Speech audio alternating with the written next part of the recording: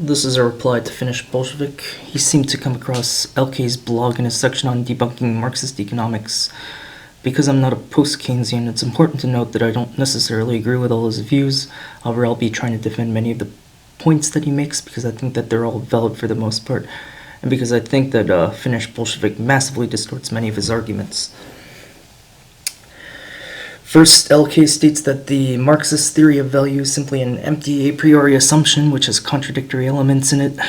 Finnish Bolshevik opens the first link and misinterprets LK for saying that use value and value are contradictory because labor creates value, but at the same time things are useful, and he says that this is sort of naive and silly because there's nothing necessarily contradictory about a commodity having use value, exchange value, and value in itself. But the actual argument was simply asking why labor has to be the starting point of entry for analysis and not utility, because it seems that both parts of the question are equally important. This is contradictory because it implies that labor and utility are both metrics of value, and that Marx arbitrarily makes the distinction between value and price with some a priori assumptions. It's also important to notice that Finnish Bolshevik wrongly conflates use value with demand, and reminds me to explain why his later characteristic of so-called bourgeois economics and marginal utility theory as a form of idealism is quite misplaced. Marx never had a proper theory of determining individual prices and its connection to consumer and producer behavior. These innovations began with the marginal revolution and continued to be built on by different economists in the neoclassical tradition. Finnish Bolshevik, for instance, wrongly accuses neoclassicals for thinking demand is some sort of metaphysical desire which doesn't take into account of workers' wages. However, if you simply look up consumer choice theory, you'll see that demand curve is determined by a preference map which models the utility maximizing behavior of a consumer given a certain budget constraint. The slope representing all possible purchases at a given budget, and the curves facing the origin of the preference map is different combinations of quantities of goods where the consumer shows indifference. Continually find where the possible budgets could be through differing substitution income effects, keeping the price and quantity of the y-axis the same, and map where each line is tangent to the indifference curve due to the satiation assumption, which states that we always want more of a good than less of it. And connect all the points to find the income consumption curve. The income consumption curve then tells you how to derive a demand curve. One must simply replace the y-axis with the price of the x-axis good, and note that the quantity of the consumer will buy at each price. The result should be a downward sloping demand curve in most cases. It's also important to note that this approach is important because it helps explain flex prices in competitive markets where the firms are price takers and can clearly be shown to be superior than to Marx's approach, as he writes in Capital Volume 1. The value of the commodity is certainly determined by the quantity of labor contained in it, but this quantity itself is socially determined. If the amount of labor time socially necessary for the production of any commodity alters, and a given weight of cotton represents more labor after a bad harvest than a good one, this reacts back all the way to the old commodities of the same type. Because they are only individuals of the same species, their value at any given time is measured by the socially necessary labor used to produce them, i.e. the labor necessary under the social conditions existing at the time. This explanation for incredibly flexible prices boils down to abstract labor from dead crops seeping into the sellable crops. This sort of thinking really only exists in some sort of metaphysical, idealist sentiment, contrary to Finnish Bolshevik's insistence that Marx was a materialist. This actually makes the positivist, empiricist stance of neoclassical theory more materialist, in my opinion, than sort of Marxist theory, as George Stigler puts it in his book on price theory. The whole point of economics is simply a way to predict outcomes from events. This seems, at least to me, more ontologically realist than Marx's stance.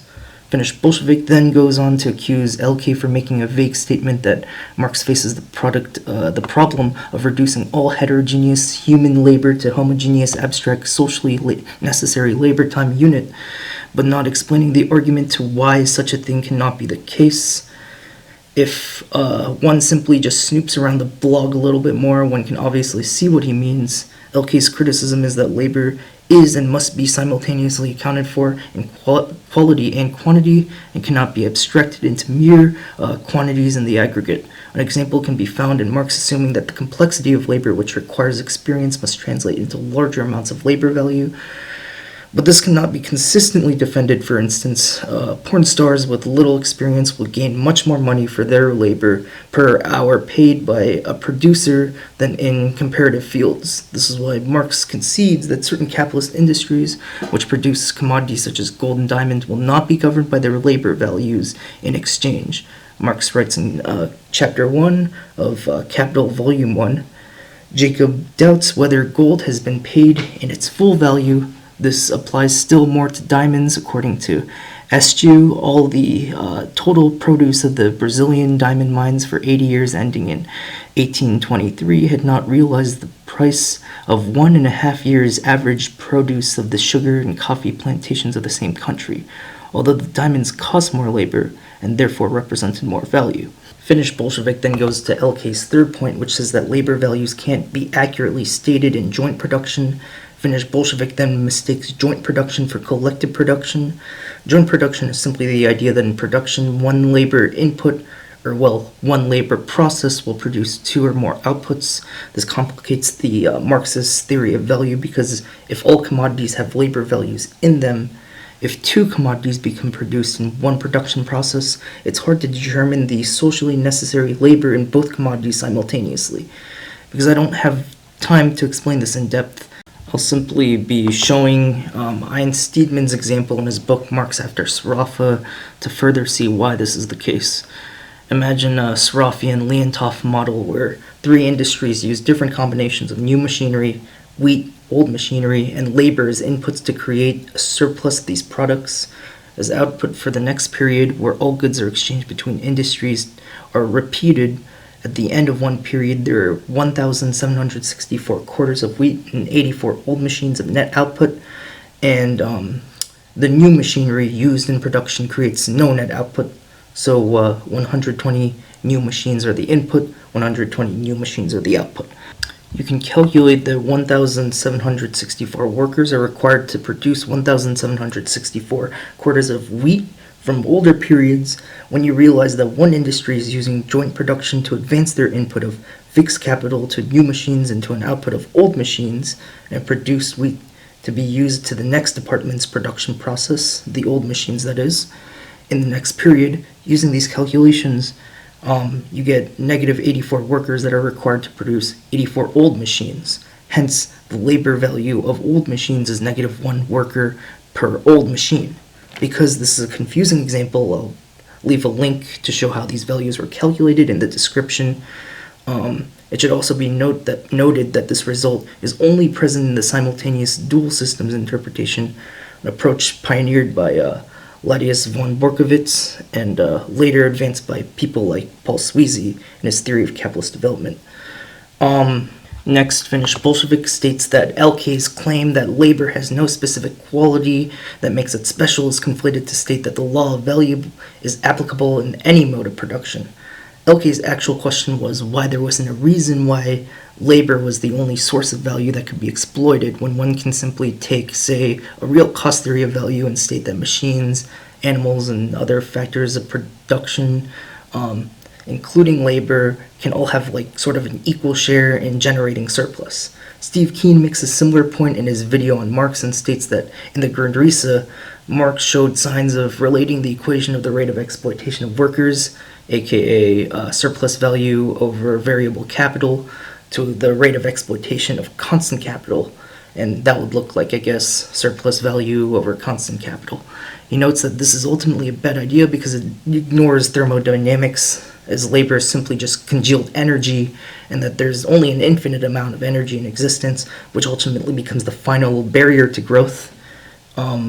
Next, Finnish Bolshevik says that fiat money doesn't cause any issues to the Marxist theory of value, but this ignores the logic that commodity monies have imbued in them labor values which become a ratio between consumer and commodity exchange and consumption. He simply states that money is not supposed to exchange at their true labor values because capitalists steal an amount of surplus value from the workers. This is true to an extent. but one must simply imagine a world which is inhabited only by producers in an ancient mode of production where individuals keep all their own surplus value, and the only class is the worker producing commodities for exchange in the CMC relation. In this scenario, the amount of labor put in making a commodity would exchange for how much labor was put into digging up the gold in a form of a specific specie payment, and then later exchange for a produced commodity. In this scenario, no exploitation would arise because all exchanges would reflect the real values of labor. But now say that fiat currency is involved and money can simply be printed off with the push of a button or a variable electronically transferred to a banking deposit. After a set amount of treasury notes are bought up, this society, which must hold up Marx's aggregate equality that all money prices must equal all labor value, becomes impossible to verify.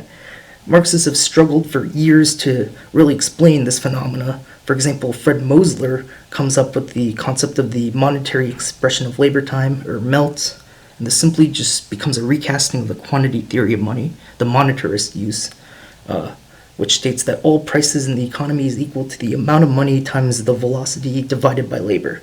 However, there's a big issue with this approach because it just simply presumes that the equality will hold up in the macro scale without having any basis on the micro level. Indeed, it seems like a useless accounting identity with no explanatory power. Also, one cannot simply say that this is just a minor point.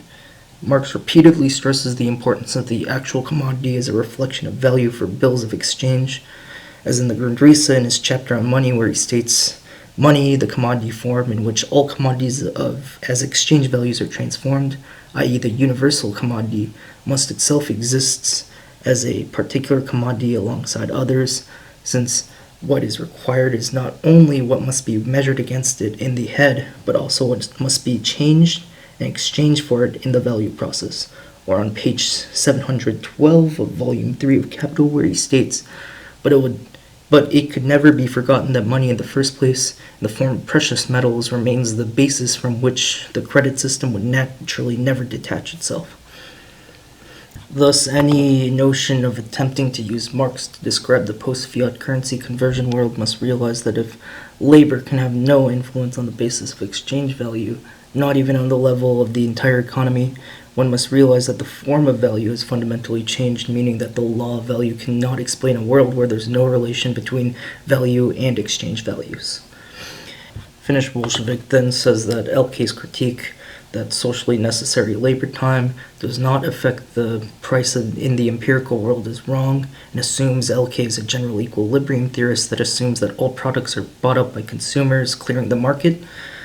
However, LK does not assume general equilibrium conditions, and no real economist would say general equilibrium explains the real world. It's simply a device used by various economists in the neoclassical tradition, such as Walras, Cassel, Pareto, Hahn, De Breu, Arrow, etc., to explain relations between multiple interrelated markets, because equilibrium is simply a tendency.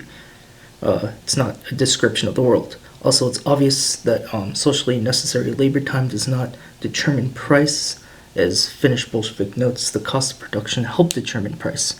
However, you can never really use a database which records different hours of work foregone by different sectors of the economy to really determine relative prices. As noted earlier, many costs, monetary and not monetary, affect this.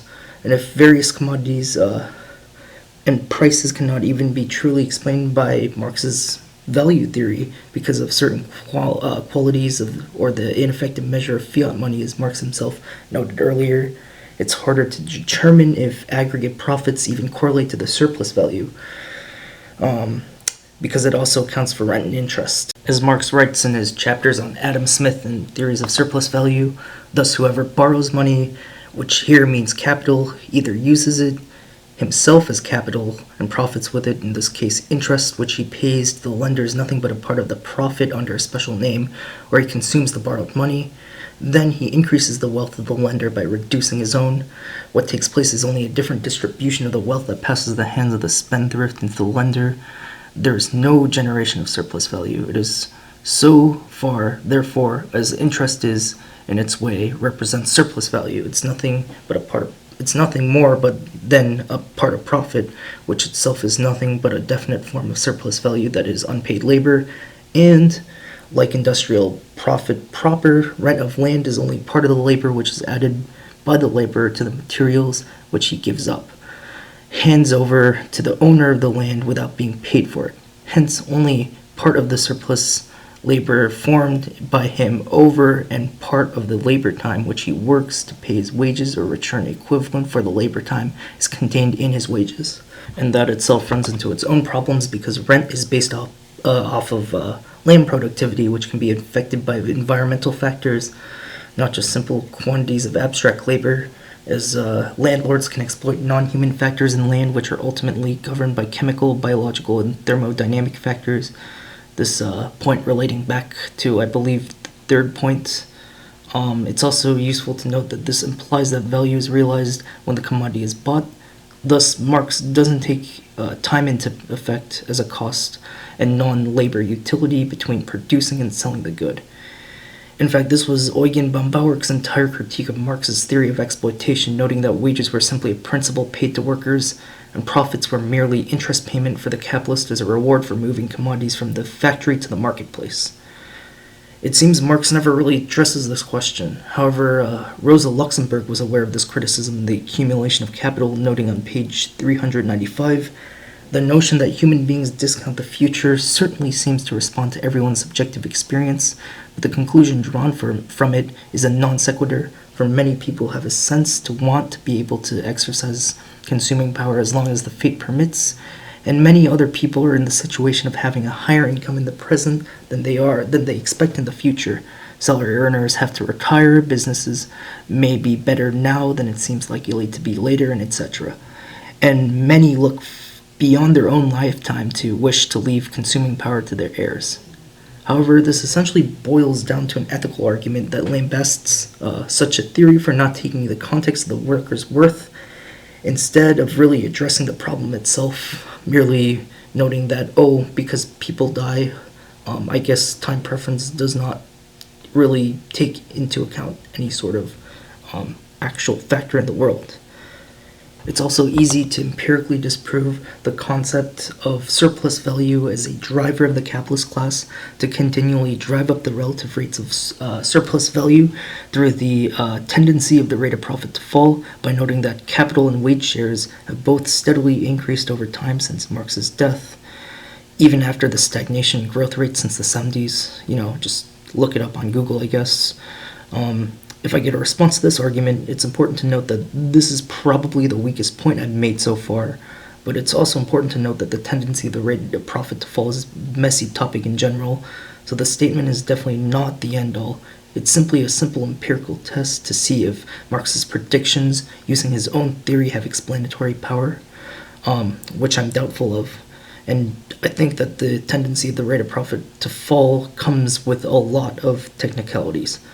However, besides all of this criticism, I think that the general viewer interested in economic thought should read more into Marx. He's certainly a very impressive thinker, and many other economists who've come after him under the Marxist influence have unique ideas and should be agnostically invited to share their own opinions on things, I guess.